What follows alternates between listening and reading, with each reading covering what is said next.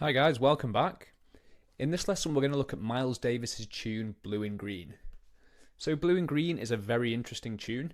It's only 10 bars long, which is very short, and so it's usually repeated multiple times in a performance. The tune contains a lot of altered harmony, so this is dominant chords that have extensions and alterations, and this gives it a very interesting sound. So the version that I'm working from can be found on page 53 of the Real Book 1. Here's the front cover of the Real Book 1. If you head over to the resources section of Piano Groove, you can find a link to where you can buy that real book. I'd really advise you get your hands on a copy of one. So Blue and Green is the third track on Miles Davis's album Kind of Blue. So Kind of Blue is the best-selling jazz album of all time, and if you've not listened to it, I'd recommend you go and check that out. So we're going to start off by playing the roots, thirds and sevenths, and then just the melody on top. So this will give us a really good idea of the harmony of the tune, and then the next times through we can start to build more interesting and complex chords. So the tune starts off with a B flat major sharp 11 chord, and we could play that like this. So we have the sharp 11 in the melody. The natural 11th would be, so the sharp 11 is a very colourful tone to play up there. So we have the roots, the third, the 7th, and the sharp 11. And that goes to an A7 with the sharp 9 in the melody.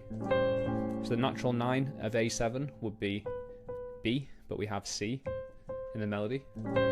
Again, it's another very colourful note. So we have the root, the 7th, the 3rd, the 7th, and the sharp 9. From the start again.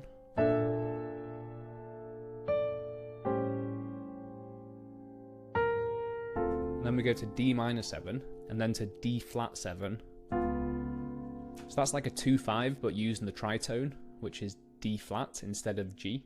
So to get to D flat, we just drop the 7th and the root by half a step.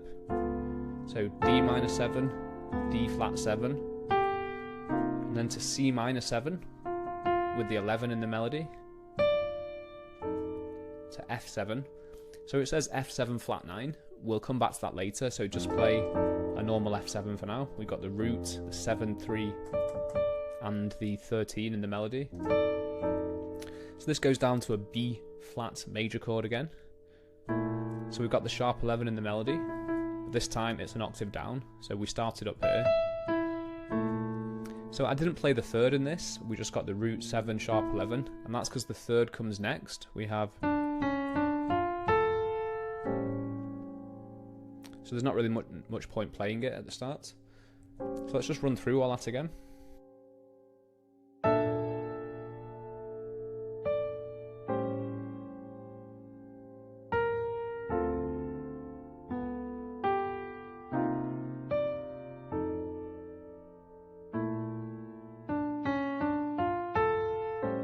So that's an A7. Again, we've got the sharp 9 in the melody.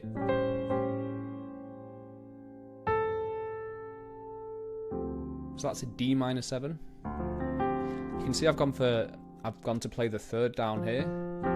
If we played the third here, it might sound a bit compact, you know, so we can get sort of a better spread by playing it like this. If you can't reach this, you could play the chord like that. I'd play it down here. This goes to an E7. So it says sharp 9, but we'll ignore that for now. So you want to play the root and the 3rd, and then the 7th. And that's actually the sharp 5. So the natural 5th would be B, and we're playing C. There's another very interesting sounding chord. And then we have an A minor 7, so we can play that like this. So we've got the root, 3rd, 7th, and the 9th is the melody. And that goes up to a D minor 7. And then we're back to where we started at the top. So I'll just play that through for you. So remember that we're going to add to this. This is just to get the sort of basic harmony of the tune. So start off simple and then slowly add more notes.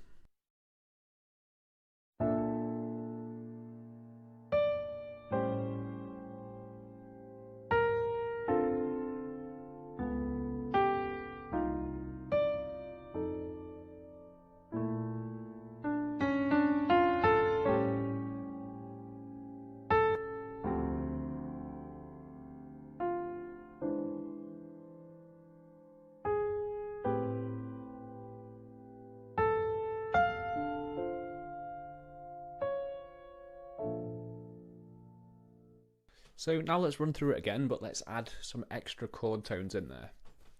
So starting off with the B flat major sharp 11, one way that we can make that sound more interesting is to play the Kenny Barron major variation. So this means we stack fifths from the root, so we play B flat, a fifth up is F, a fifth up is C. So that's quite a stretch. And then we play, we have a hold step interval, so we go from C to D, and then we build fifths from there as well. So we have D, A, and E. So the chord we get is. So like I said, it is a stretch, particularly in the left hand. So if you can't stretch it all, you can roll it like this. If you can get it all, it's nice. If you want to take it a bit further as well, you can also add an extra 9 in there at the top. And even add an extra sharp 11 in the middle, so play those two notes with your thumb. And that gives us a really big sounding chord.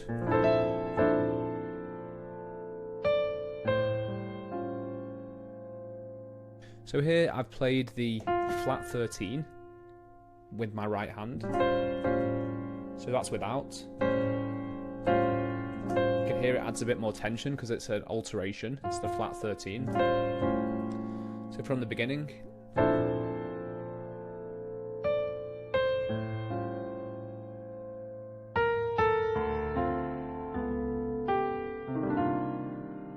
So that's a C minor 7, but we've got the roots, 3rd, 5th, 7th, 9th, and 11th. It's basically just stacked thirds all the way up.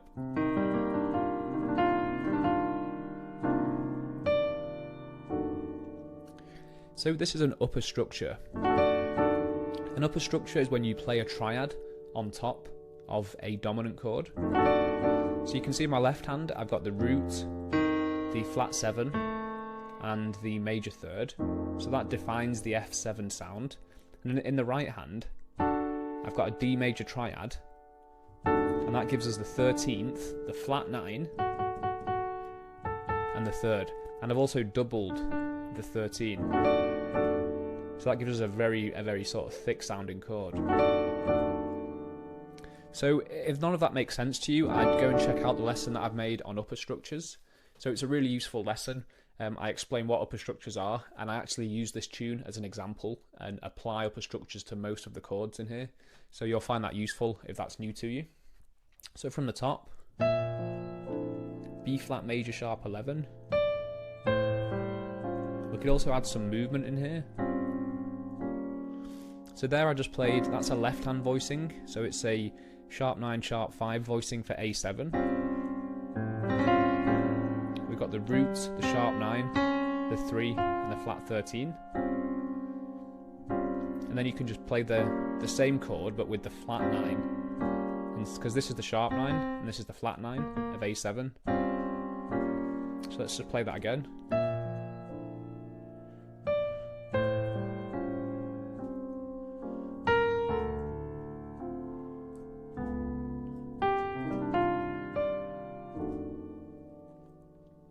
So now we're on to the second line. We have the B flat major sharp 11 chord.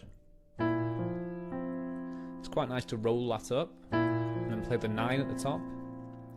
And so we can actually harmonise this. So that's a B flat major chord, but it's just an inversion of it. So we've got the 3, the 5, the 7, the root, and the 3. And then we can see that the next note is C sharp, which is a half step down. That's the next melody note.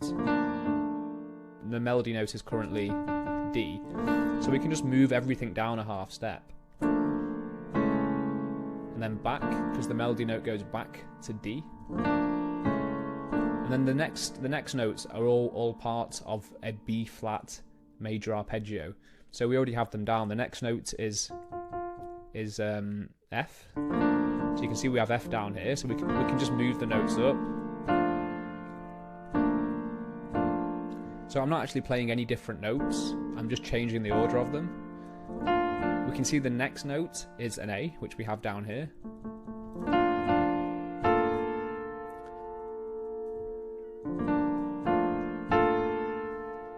So all I'm doing there really is taking a B flat major 7 and then moving it up and down. So I practice doing that, and it does have the chromatic bit at the start, so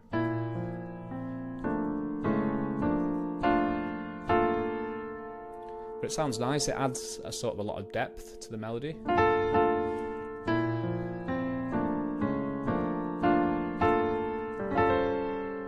So that's an A7, but it's an upper structure. So this time we're playing a F major triad over the 3rd and 7th of A. So there's no root in there.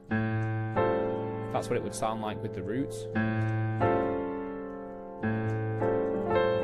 So the F major triad, that gives us the flat 13, the 3, and the sharp 9. It's a very, very colourful sounding chord again. So from the start of that line,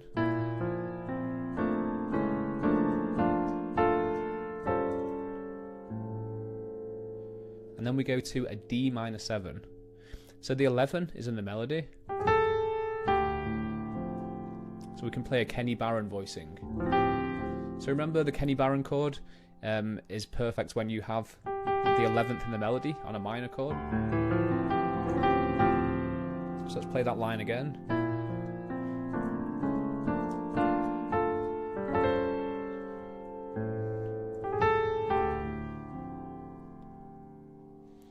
So then we have an E7 with a sharp 9. So we could play that like this. We could play the root and the 3rd, the flat 7, the sharp 9, and the sharp 5 is the melody note.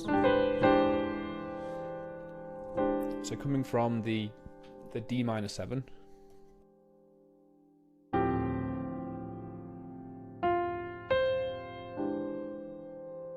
and then we have an A minor 7. So let's play a Herbie Hancock voicing there, because we've got the 9th in the melody. Remember, the Herbie Hancock voicing works well on any minor chord with the 9th in the melody. And then we've got a D minor 7 with the 3rd in the melody.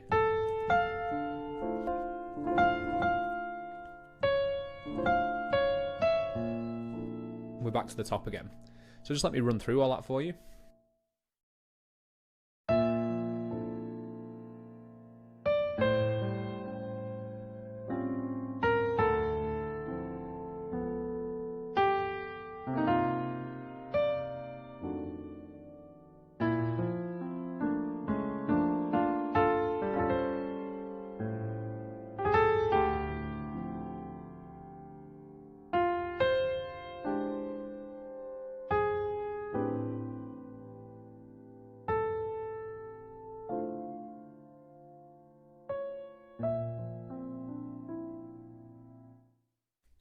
So now let's look at some left-hand voicings for it.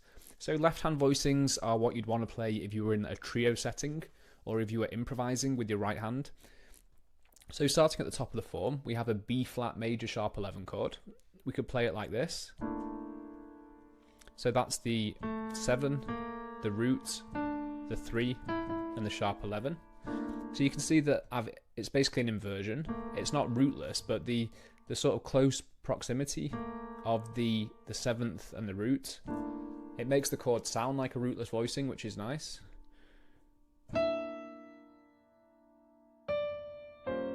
So you could play an A7 with a flat 9 and a flat 13, or you could play sharp 9, flat 13. So I did say flat 13 then, and I think before I said sharp 5. It is the same note, so sometimes I will refer to it differently.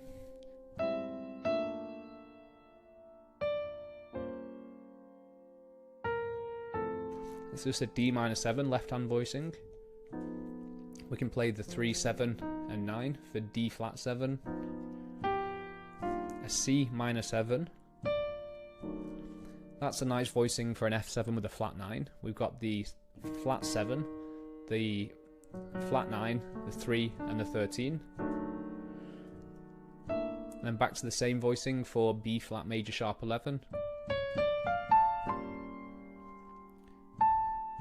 And then D minor 7. So that's an E7 sharp 9 sharp 5 voicing. It's rootless, so the root would be this. We've got the 3rd, the sharp 5, the 7, and the sharp 9. So that's a nice voicing for an A minor. We've got the 7, the 9, the 3, and the 11. So there's no 5 in there, which makes it sound interesting to me.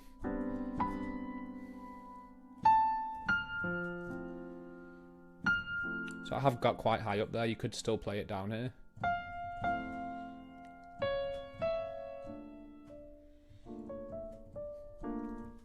So something to be aware of is that you might come across the first chord as a G minor chord.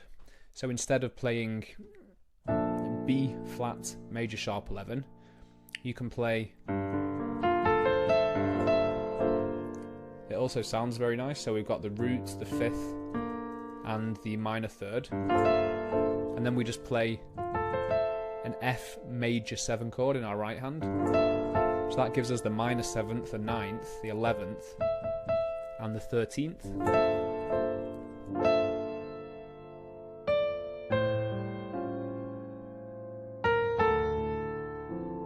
So that one is a real stretch. That's like a Kenny Barron voicing, but with the 5th in the melody.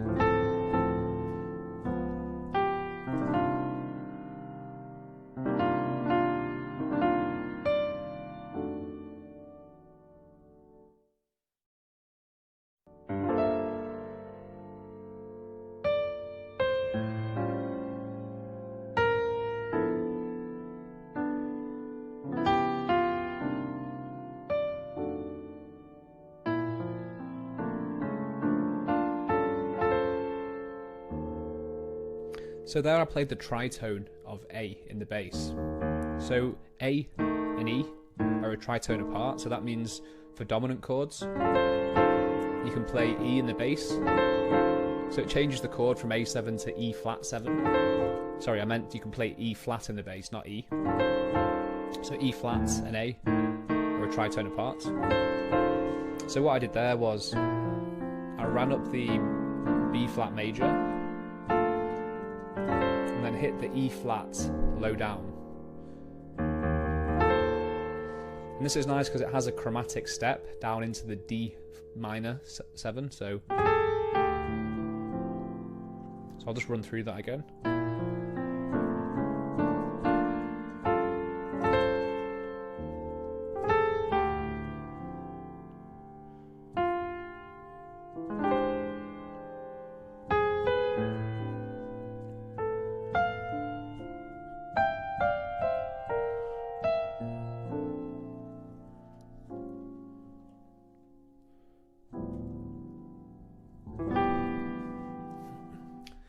So guys, I hope you found that introduction useful. In the next lessons on this standard, we're going to look at improvising over it, and we're going to look at some different sort of stylistic techniques you can use to improvise over the form. So what I'd advise with this is practice it with the 3rd and 7ths and the root. So practice that a few times through so you get a good idea of the harmony. And then you can start to add some of the extensions and alterations that I've gone through. It would also be useful if you checked out the lesson on upper structures if you've not already watched it. So I use this tune as an example for applying upper structures to jazz standards. So that will also give you some good ideas on how you can harmonise this tune. So if you have any questions, just drop it in the comment box below.